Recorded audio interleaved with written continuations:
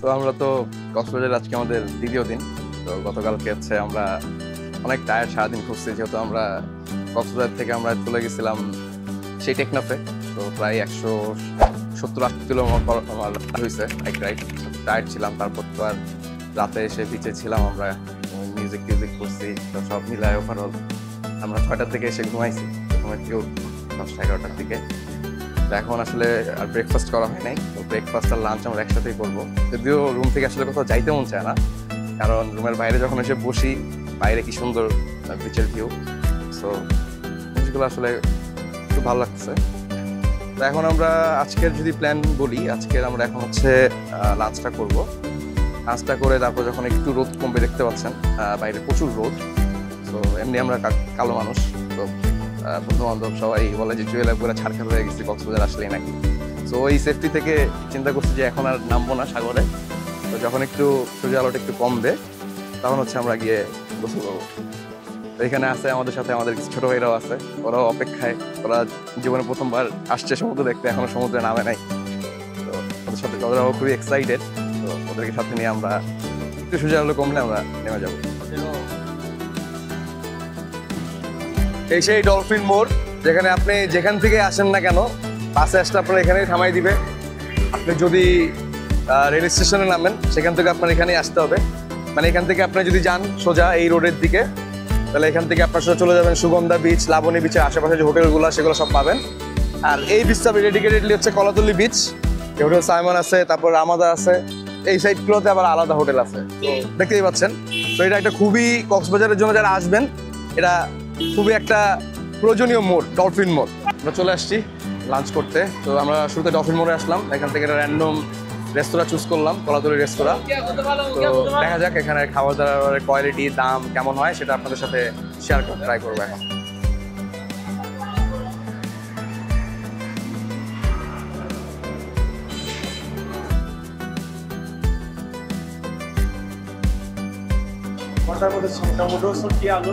আমি শুটকি আর ফিশ, মাছ ভর্তা আর শুটকি ভর্তা, এগুলো আমার লাগবে ম্যান্ডেটরি।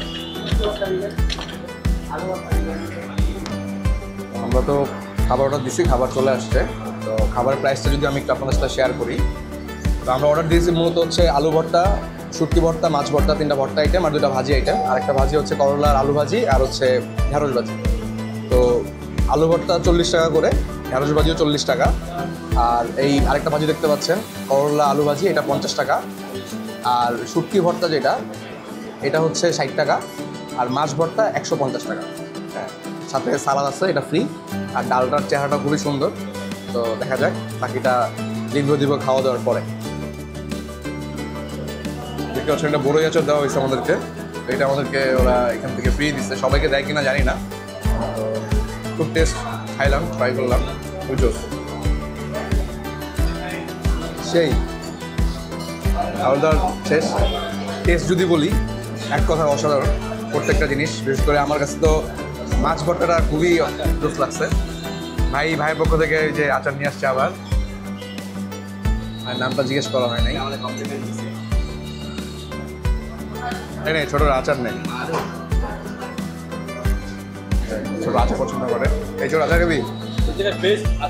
হ্যাঁ, খুব সুন্দর, মজা। এই রিয়াদ আচার নাই, সাগর আচার, এই যে রমন।